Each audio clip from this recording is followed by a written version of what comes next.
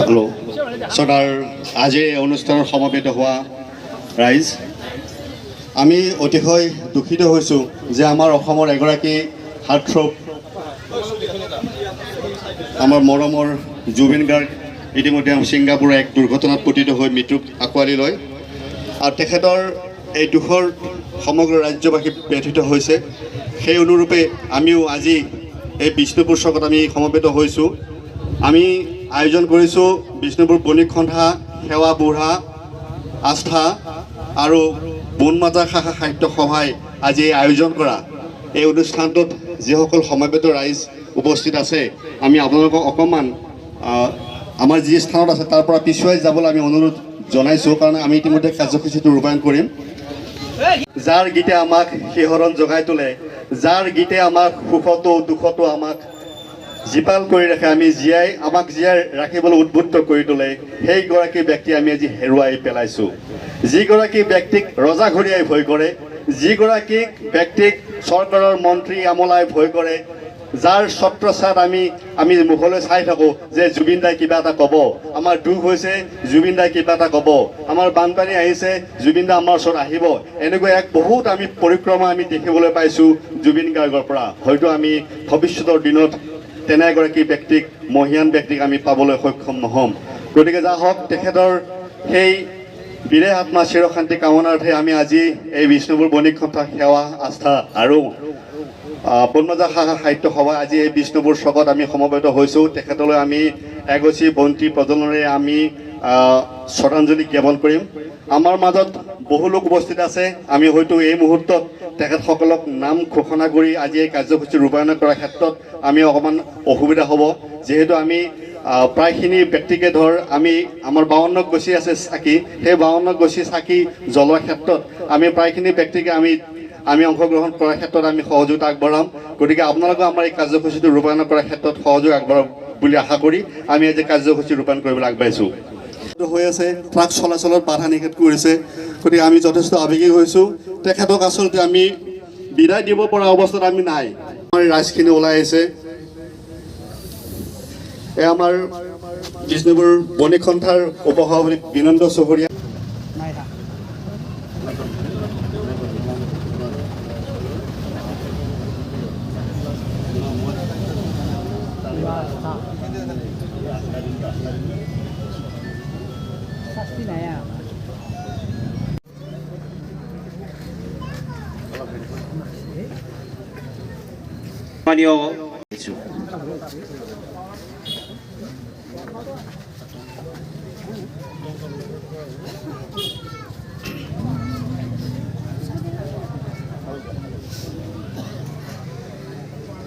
বনমাতা পন্থী প্ৰজ্বলন কৰিবৰ কাৰণে বিনম্ৰতাৰে আহ্বান জনাইছোঁ। সম্পাদক বিতুপন কলিতা আৰু হিমানী ডেকা বাইদেউকো আমি পন্থী প্ৰজ্বলন কৰিবৰ কাৰণে আহ্বান জনাইছোঁ।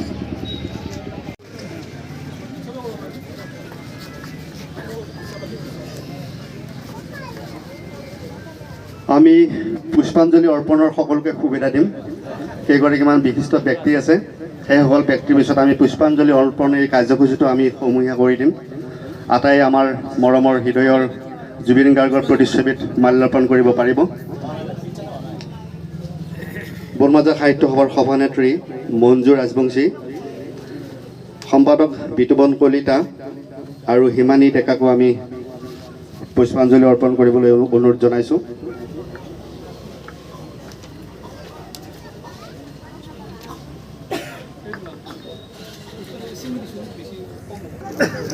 সুদূৰ শোলমাৰীৰ পৰা আমাৰ এই বিষ্ণুপুৰত সমবেত হোৱা মহিব চৌধুৰী দেৱক, তেখেতে আহি মোক কৈছে যে বিষ্ণুপুৰত একো অনুষ্ঠান কৰা নাই নেকি।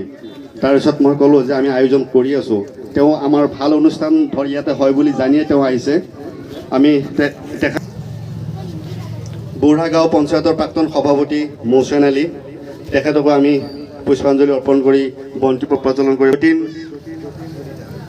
কলিতাদেৱ, তেখেতকো আমি বিষ্ণুপুৰ বাৰোৱাৰী দুৰ্গা পূজা সমিতিৰ সম্পাদক দীপক কলিতা আমাৰ মাজত উপস্থিত আছে, তেখেতকো ধনেশ্বৰ ডেকাদেৱ, তেখেতকো আমি পুষ্পাঞ্জলি আৰু বন্তি প্ৰজ্বলন কাৰ্যসূচীটো ৰূপায়ণ কৰিবলৈ অনুৰোধ জনাইছোঁ।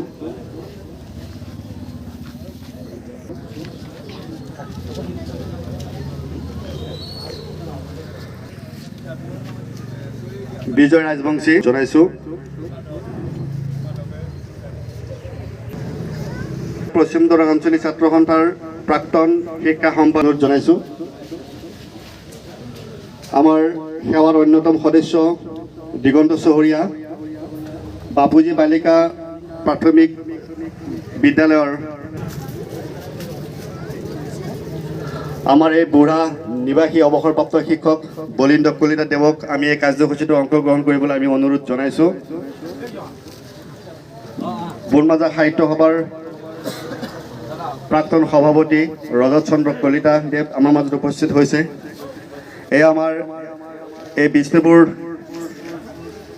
যিটো নীলাৰ চক, এই নীলাৰ চকৰ যাৰ নামেৰে উৎপত্তি হৈছে, এয়া আমাৰ নীলকান্ত ডেকাদেৱ, তেখেতকো আমি পুষ্পাঞ্জলি অৰ্পণ কৰিবলৈ অনুৰোধ জনাইছোঁ।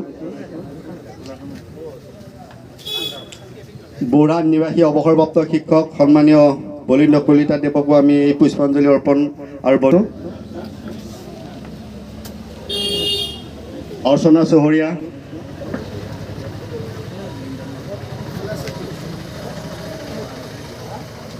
আমি কাৰ্যসূচীটো জুবিনদাবিহীন আমি কেনেকৈ পাৰ কৰিম। জুবিনদাৰ গীতে আমাৰ প্ৰাণ দিছিল, গতিকে সেই জুবিনদাক আমি এপাহি পুষ্পাঞ্জলি অৰ্পণৰে তেখেতৰ আৰু যিখিনি চাকি বাকী আছে, আমাৰ যিখিনি লোক ইয়াতে উপস্থিত আছে, তেওঁলোকে আহি পেলাই আমাৰ চাকিখিনি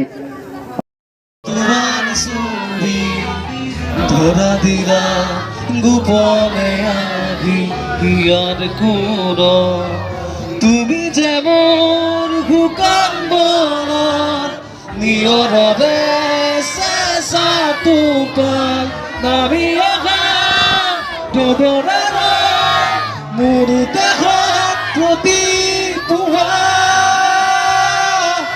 ধুমুহাৰ সতে মোৰ বহু যুগৰে নাচোন এলানো সঁচাব বহু দিনৰে আপোন নিজানৰ গান মোৰ শেষ হ'ব ভাবো তোমাৰ বুকুত মায়াবিনী ৰাতিৰ বুকুত দেখা পালো তোমাৰ ছবি ধৰা দিলা গোপনে আহি হিয়াৰ কোৰত, তুমি যে মোৰ শুকান বনত নিয়ৰৰে চেঁচা টোপাল নামি অহা ৰ'দৰে ৰৈ মোৰ দেহত প্ৰতি পুৱা ধুমুহাৰ সতে মোৰ যুগৰে নাচোন এনাৰো সঁচাব বহু দিনৰে আপোন শেষ হ'ব ভাবো তোমাৰ বুকু। ধন্যবাদ।